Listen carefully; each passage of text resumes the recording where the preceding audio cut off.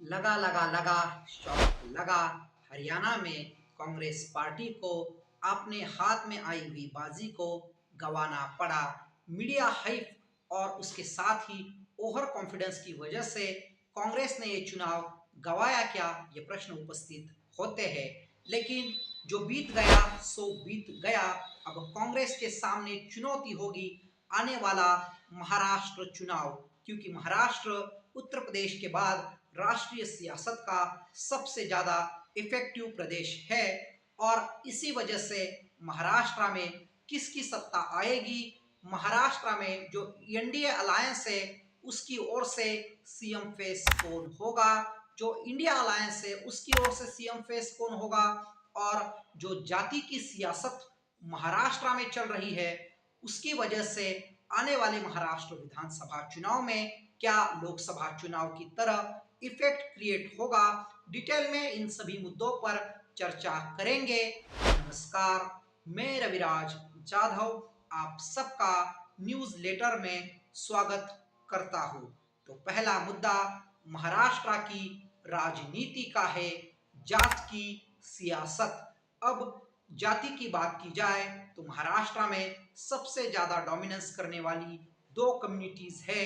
उसमें पहला है मराठा कम्युनिटी और दूसरा है ओबीसी कम्युनिटी।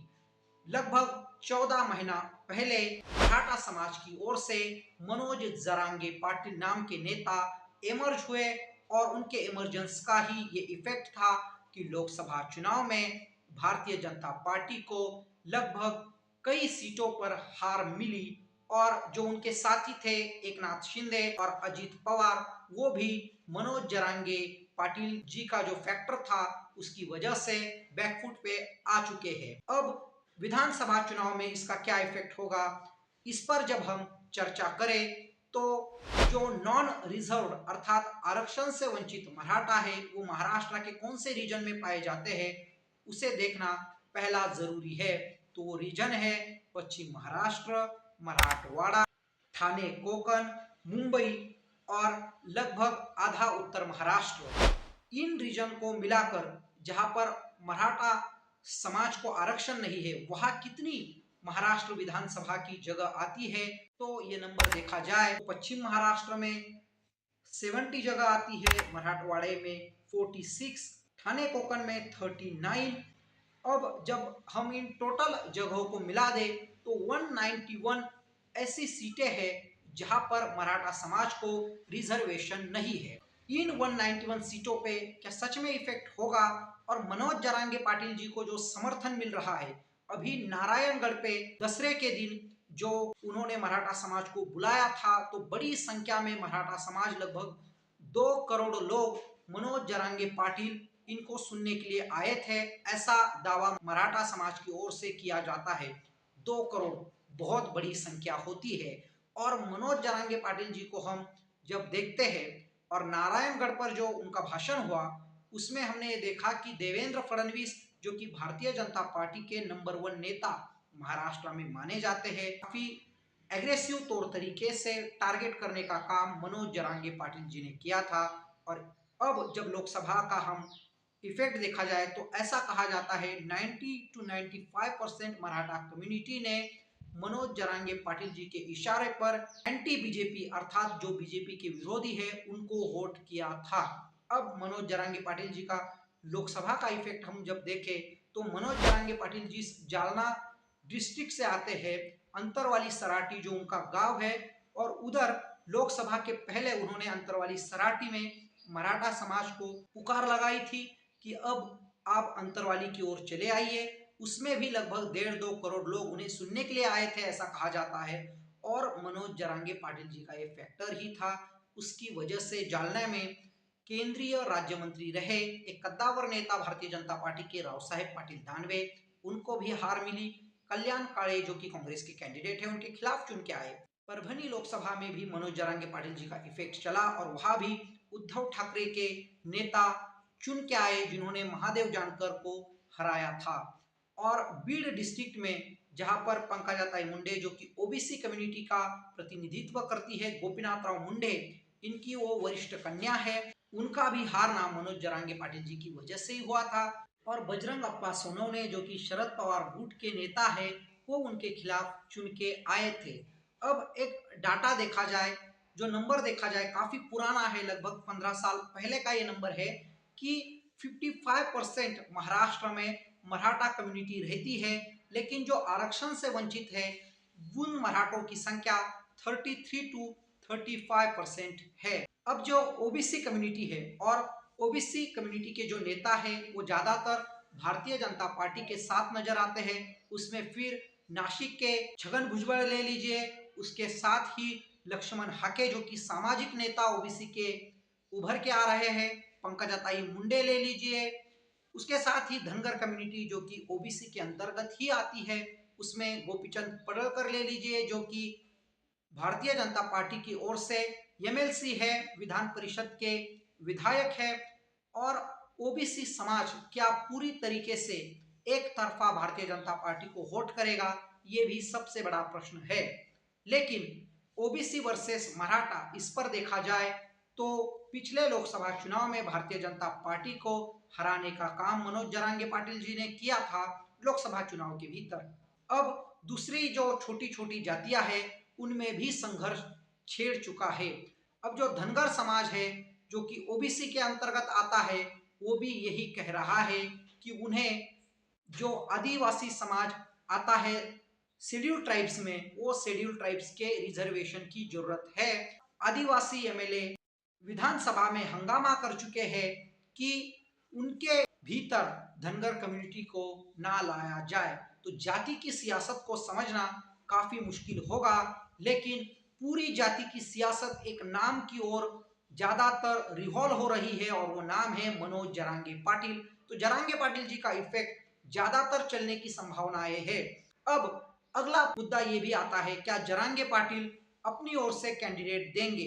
यदि मनोज जरांगे पाटिल जी ने कैंडिडेट दिया तो ऐसा कहा जा रहा है, पॉलिटिकल एनालाइजर जो लोग हैं जो एनालिसिस करते हैं वो ऐसा कहते हैं कि महाविकास आघाड़ी इसमें डिसएडवांटेज उन्हें ही होगा, क्योंकि जरांगे पाटिल जी के जो कैंडिडेट है वो उद्धव ठाकरे, शरद पवार और कांग्रेस का ही वोट लेंगे और इसकी वजह से भारतीय जनता पार्टी को फायदा हो सकता है। 2 दिन पहले जो मनोज जरांगे पाटिल जी ने प्रेस कॉन्फ्रेंस की थी उसमें उन्होंने ये कहा था कि आता यांची जिरवायची, हिंदी में इसका मतलब होता है कि अब भारतीय जनता पार्टी को सबक सिखाना है।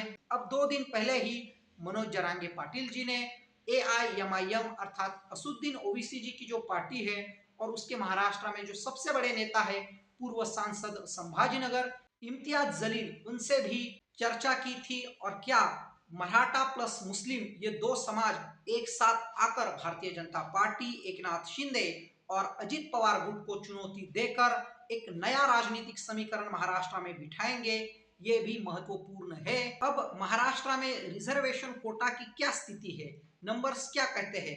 तो महाराष्ट्र में टोटल रिजर्वेशन 62% है, उसमें ओबीसी कम्युनिटी को 27% रिजर्वेशन है, एससी कम्युनिटी को 13% रिजर्वेशन है, एसटी कम्युनिटी को 7%, जो एसबीसी यानी स्पेशल बैकवर्ड क्लास है वहां पे 2% रिजर्वेशन, एससीबीसी को 10% रिजर्वेशन है और विमुक्त जाति को 3% रिजर्वेशन है।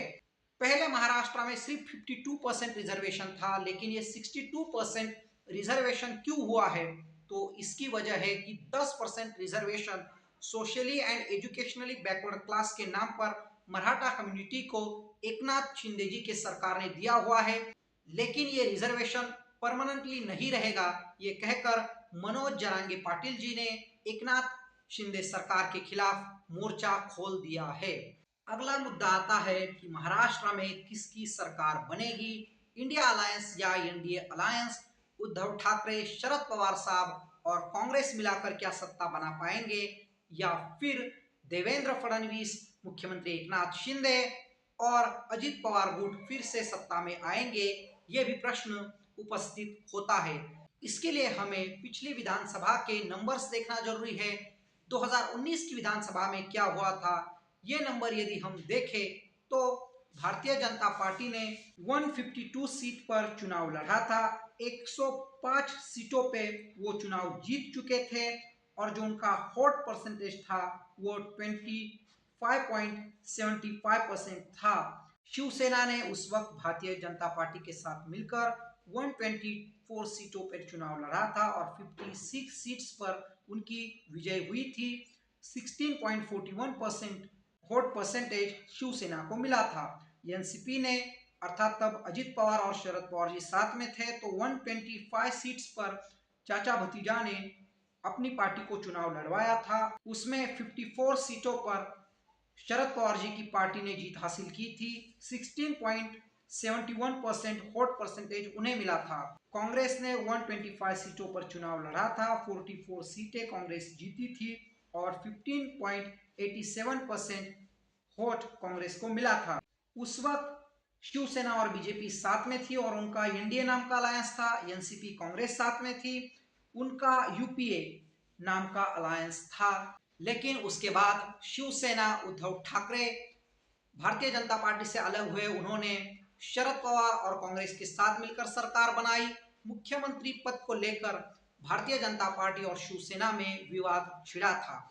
अब जब हम इन नतीजों को देखें और आज की परिस्थिति को देखें तो काफी पानी सर के ऊपर से बह चुका है। अब ऐसा कहा जाता है कि भारतीय जनता पार्टी की जो लहर पहले थी, नरेंद्र मोदी जी की लहर पहले थी, अब नरेंद्र मोदी जी के नाम पर भारतीय जनता पार्टी को वोट नहीं मिल सकता है। तो राष्ट्रीय नेताओं का प्रभाव महाराष्ट्र की सियासत में नहीं दिखेगा, यही ज्यादा तौर पे कहा जा रहा है। और मीडिया हाइप और एग्जिट पोल पर अब जनता का भरोसा उड़ चुका है, क्योंकि हरियाणा में जो है वो पूरी तरीके से अलग ही नतीजे सामने उभर कर आए हैं। अब कांग्रेस ओवर कॉन्फिडेंस में नहीं जाएगी। क्या जो सीट बंटवारा है वो एनडीए में और यूपीए में सही तरीके से होगा, ये भी एक प्रश्न है। एकदम फैक्चुअल भी नहीं, लेकिन पॉलिटिकल स्ट्रेटेजिस्ट ऐसा कह रहे हैं कि भारतीय जनता पार्टी को 2024 की विधानसभा में 70 सीटें मिलेगी, शिवसेना एकनाथ शिंदे जी को 30 सीटें मिलेगी और अजित पवार जी की जो पार्टी है उसे 20 सीटें मिल सकती है। अब टोटल मिला दी जाए तो 120 सीटें ज्यादा से ज्यादा भारतीय जनता पार्टी और उनके सहयोगियों की आएंगी, ऐसा एक अनुमान है। कांग्रेस को 50 सीटें मिलेगी, उद्धव ठाकरे जी को 60 सीटें मिलेगी और शरद पवार जी की एनसीपी को 50 सीटें मिलेगी, ऐसा एक अनुमान है। यानी 160 सीटें लगभग कांग्रेस और उनके सहयोगियों को मिल सकती है, ऐसा कहा जा रहा है। और जो छोटी छोटी पार्टियां हैं उन्हें 8 से 10 सीटों पर जीत हासिल हो सकती है। पिछली बार का आंकड़ा जब हम इंडिपेंडेंट कैंडिडेट या छोटी छोटी पार्टियों का देखा जाए तो लगभग 21 विधायक चुन के आए थे इन पॉलिटिकली डोमिनेंस पार्टी के अलावा। तो ये महाराष्ट्र की सियासत का अभी का हाल है। लेकिन भारतीय जनता पार्टी के खिलाफ ही लहर दिख रही है और कांग्रेस उद्धव ठाकरे जी के साथ ही जनता जाएंगी, ऐसा भी कहा जा रहा है। अगला और सबसे इंपॉर्टेंट टॉपिक है कि महाराष्ट्र का आने वाला मुख्यमंत्री कौन। जब हम एनडीए अलायंस की ओर से सीएम फेस की बात की जाए तो अमित शाह जी ने एक स्टेटमेंट दिया है एकनाथ शिंदे जी को लेकर कि हमने आपको मुख्यमंत्री बनाने के लिए त्याग किया है, इसीलिए कम सीटों पर आप चुनाव लड़िएगा। तो एकनाथ शिंदे जी के ऊपर अब अमित शाह और भारतीय जनता पार्टी के हाईकमांड का क्या पहले जितना भरोसा रहा है, वो सबसे बड़ा प्रश्न है। अब त्याग की भाषा वो कर रहे हैं, तो फिर भारतीय जनता पार्टी में एक ही नेता स्टेट पॉलिटिक्स में ज्यादा इफेक्टिव है, वो नाम है देवेंद्र फडणवीस। लेकिन भारतीय जनता पार्टी की ओर से नेशनल जनरल सेक्रेटरी अर्थात भारतीय जनता पार्टी के राष्ट्रीय कमेटी के महासचिव रहे विनोद तावड़े जी को क्या स्टेट पॉलिटिक्स में अमित शाह इंट्रोड्यूस करेंगे, क्योंकि देवेंद्र फडणवीस और अमित शाह जी की आपस में तालमेल जो है वो बनती नहीं है।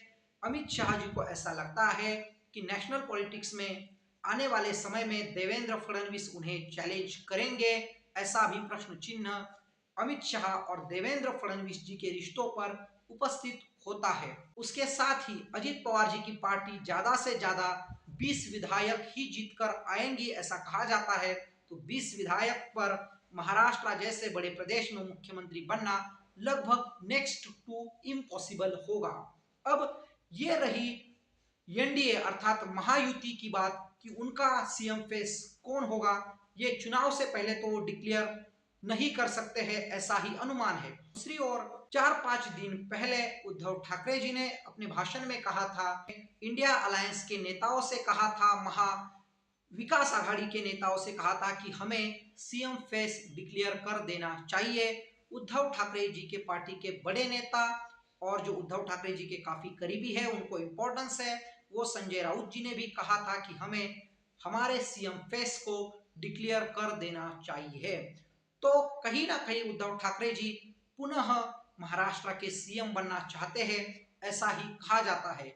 लेकिन उद्धव ठाकरे अपने भाषण में बार बार ये चीज कहते हैं कि उन्होंने अपने पिताजी को शब्द दिया था कि एक सामान्य शिवसेना के कार्यकर्ता को वो महाराष्ट्र का मुख्यमंत्री बनाएंगे। तो क्या उद्धव ठाकरे अपने सिवा किसी और को महाराष्ट्र का मुख्यमंत्री बनाएंगे, ये भी सबसे बड़ा प्रश्न है।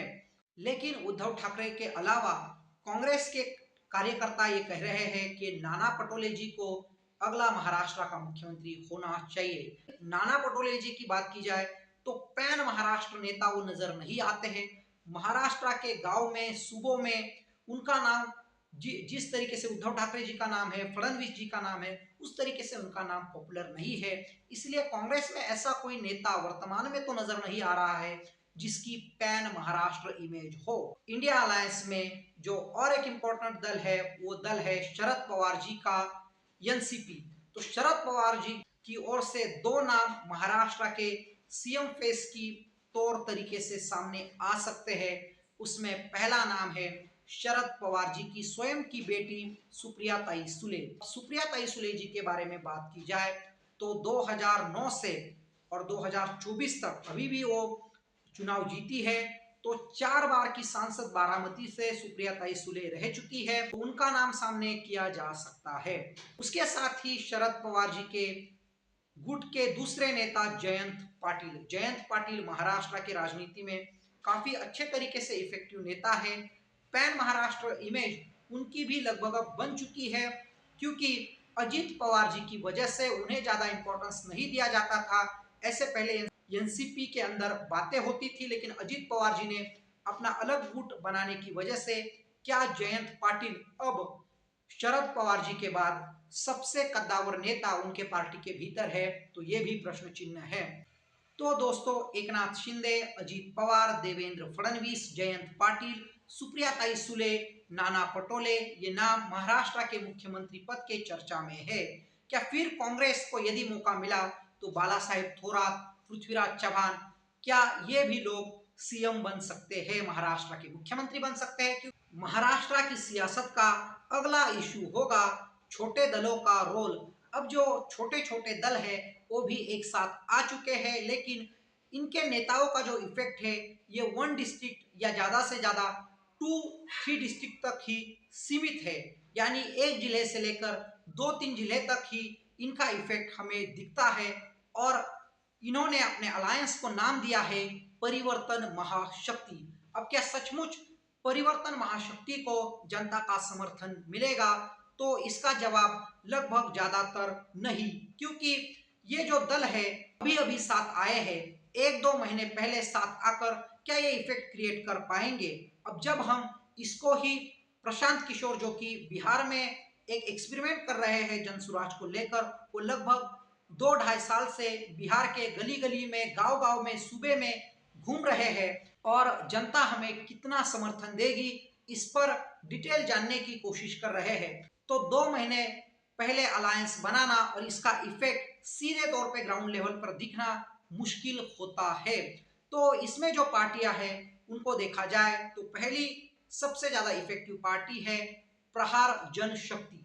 तो प्रहार जनशक्ति के नेता है बच्चू कडू, जो कि अमरावती और अकोला जो 2 डिस्ट्रिक्ट है वहां पर इफेक्टिव है, वहां पर उनको अच्छा खासा जन समर्थन मिलता है। लेकिन बच्चू कडू जी भी हाल ही में अपने साथ हुई घटना की वजह से बैकफुट पे आए थे।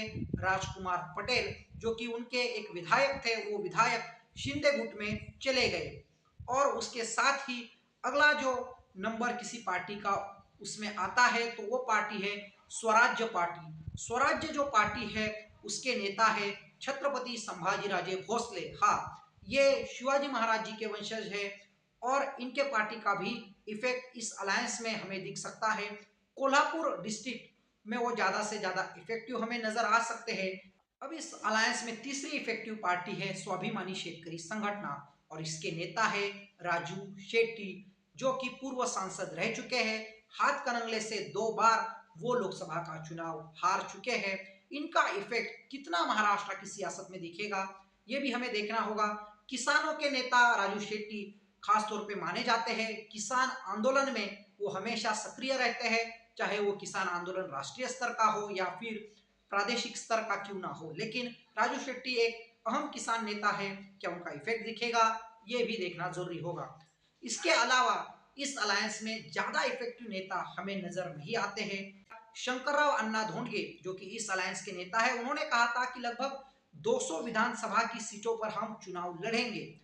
परिवर्तन महाशक्ति के अलावा कौन से ऐसे दल है जिनका इफेक्ट महाराष्ट्र की राजनीति में दिख सकता है, तो पहला नंबर उसमें आता है महाराष्ट्र नवनिर्माण सेना का। राज ठाकरे इस दल के नेता रहे हैं। 2009 के विधानसभा चुनाव में 13 सांसद राज ठाकरे जी को मिले थे। 2014 और 2019 की विधानसभा चुनाव में राज ठाकरे जी को सिर्फ एक ही विधायक मिल पाया है।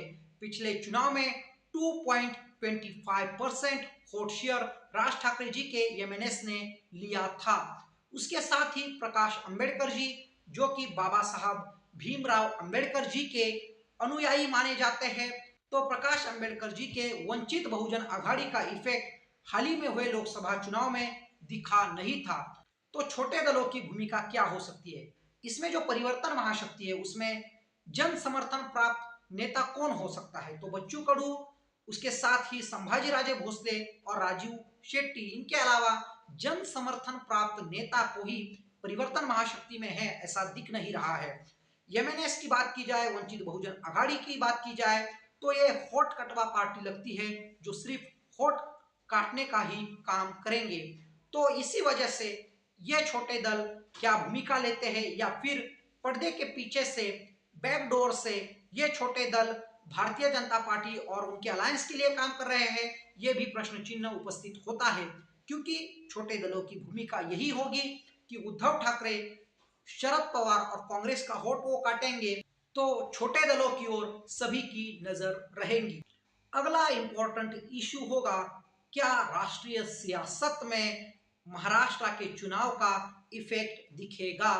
तो नरेंद्र मोदी जी 2014 में या 2019 में फुल मेजोरिटी के साथ इंडिया के प्राइम मिनिस्टर बने थे, लेकिन 2024 में उन्हें नीतीश कुमार और चंद्रबाबू नायडू इन पर डिपेंड रहना पड़ रहा है सरकार चलाने के लिए। और राष्ट्रीय सियासत में उत्तर प्रदेश के बाद सबसे ज्यादा इफेक्टिव स्टेट कोई है तो वो महाराष्ट्र है, क्योंकि महाराष्ट्र से 48 मेंबर ऑफ पार्लियामेंट चुन के जाते हैं, उत्तर प्रदेश से 80 मेंबर ऑफ पार्लियामेंट चुन के लोकसभा के भीतर पहुंचते हैं। तो इसीलिए महाराष्ट्र राष्ट्रीय सियासत में इम्पैक्टफुल स्टेट होगा। अमित शाह जी ने जो भारतीय जनता पार्टी के कार्यकर्ताओं के साथ हाल ही में जो उनकी मीटिंग हुई थी उसमें भी ये कहा था कि राष्ट्रीय सियासत में इम्पैक्ट क्रिएट करने वाला स्टेट है महाराष्ट्र। इसीलिए यदि भारतीय जनता पार्टी महाराष्ट्र में सरकार नहीं बना पाती है तो नरेंद्र मोदी जी का सिंहासन भी डोल सकता है, क्योंकि 2025 में बिहार में भी विधानसभा चुनाव होने हैं और भारतीय जनता पार्टी के खिलाफ यदि नीतीश कुमार जी को लहर नजर आती है तो नीतीश कुमार फिर सोचेंगे कि भारतीय जनता पार्टी के साथ रहना है या नहीं रहना है, क्योंकि नीतीश कुमार पलटू राम कहे जाते हैं, वो पलट जाते हैं, वो फिर से तेजस्वी यादव और कांग्रेस के साथ भी जा सकते हैं, वो मुख्यमंत्री पद परमानेंट रखना चाहते हैं। इसीलिए महाराष्ट्र चुनाव का इफेक्ट आने वाली बिहार विधानसभा में भी हमें देखने को मिलेगा और महाराष्ट्र इसीलिए जीतने के लिए राष्ट्रीय नेताओं की भूमिका भी काफी महत्वपूर्ण होगी। अब अरविंद केजरीवाल जी ने जो स्टेटमेंट दिया था वो भी याद रखिएगा। उन्होंने कहा था ओवर कॉन्फिडेंस की वजह से कांग्रेस पार्टी की हरियाणा में हार हुई, किसी भी चुनाव को हल्के में लेने की जरूरत नहीं है, यह अरविंद केजरीवाल का स्टेटमेंट था। इसीलिए राहुल गांधी जी को अपने जो स्टेट के नेता है कांग्रेस महाराष्ट्र के, उनके साथ सही तरीके से बैलेंस बिठाना होगा, एक अच्छी स्ट्रेटेजी उन्हें क्रिएट करनी होगी ताकि भारतीय जनता पार्टी को वो महाराष्ट्र में हरा सके। और महाराष्ट्र ही ऐसा स्टेट है जिसमें भारतीय जनता पार्टी को शरद पवार साहब, राहुल गांधी साहब और जो भी इंडिया अलायंस है वो चुनौती दे सकता है। इसलिए राष्ट्रीय नेता राहुल गांधी, मल्लिकार्जुन खड़गे, उसके साथ ही शरद पवार जी को भी हम राष्ट्रीय नेता कह सकते हैं। ये नेता इंडिया अलायंस की ओर से अर्थात महाविकास आघाड़ी की ओर से किस प्रकार से स्ट्रेटेजी क्रिएट करते हैं, किस प्रकार से अपने स्पीचेस को महाराष्ट्र की जनता में इफेक्टिव तौर तरीके से दे सकते हैं। उसके साथ ही जो एनडीए अलायंस के नेता है उसमें फिर नरेंद्र मोदी ले लीजिए, अमित शाह ले लीजिए या अन्य जो नेता है नितिन गडकरी साहब, उनका भी रोल यहाँ पे इंपॉर्टेंट होगा। वो महाराष्ट्र के एक इफेक्टिव नेता है, नागपुर से सांसद है। तो राष्ट्रीय नेताओं का रोल और राष्ट्रीय सियासत को प्रभाव करने वाला चुनाव महाराष्ट्र का है, ये आप ध्यान में रखिएगा। और इसी वजह से क्या लगता है आपको, राष्ट्रीय सियासत में महाराष्ट्र का चुनाव किस तरीके से प्रभाव क्रिएट कर पाएगा? आपकी सोच क्या है ये जरूर बताइएगा। अगला मुद्दा जो है, क्या महाराष्ट्र के चुनाव में हरियाणा इफेक्ट दिखेगा? जब जर्नलिस्ट ने मराठा नेता जरांगे पाटिल जी से सवाल पूछा, क्या हरियाणा चुनाव में जो नतीजा है वहां पे भारतीय जनता पार्टी ने मेजोरिटी के साथ कांग्रेस को थ्रैश कर सरकार बना पाई भारतीय जनता पार्टी, क्या वो महाराष्ट्र में होगा? तो मनोज जरांगे पाटिल ने कहा हरियाणा, कहा महाराष्ट्र, उसका कैसे असर यहाँ पे हो पाएगा? यहाँ के मुद्दे अलग है, हरियाणा के मुद्दे अलग है, ये जरांगे पाटिल जी ने कहा था। हरियाणा इफेक्ट महाराष्ट्र के चुनाव में दिखेगा, इसका जो परसेंटेज है, पॉसिबल परसेंटेज है, वो काफी कम लग रहा है। इसलिए हरियाणा इफेक्ट महाराष्ट्र की सियासत में दिखेगा, ये लगभग इम्पॉसिबल है, ये हो नहीं सकता है, ऐसा ही हमें लग रहा है। तो साथियों, जाते जाते मैं इतना ही बताना चाहता हूँ कि एंटी बीजेपी वेव महाराष्ट्र में चल रहा है। उसके साथ ही मराठा कम्युनिटी की वेव महाराष्ट्र में वही चल रही है। इसकी वजह से भारतीय जनता पार्टी और उनके सहयोगियों की सत्ता महाराष्ट्र में आ जाएगी, ऐसा लगभग मुश्किल लग रहा है। लेकिन सियासत है, सियासत के गलियारों में कुछ भी हो सकता है। तो आपको महाराष्ट्र के सियासत के बारे में क्या लग रहा है, कमेंट बॉक्स में जरूर बताइएगा। यदि कोई मुद्दा छूट गया हो तो मुझे माफ कीजिएगा। तो मैं रविराज जाधव आप सबकी अनुमति लेता हूँ, न्यूज लेटर इस नए यूट्यूब चैनल को सब्सक्राइब कीजिएगा और अगला वीडियो देखना मत भूलिएगा। धन्यवाद।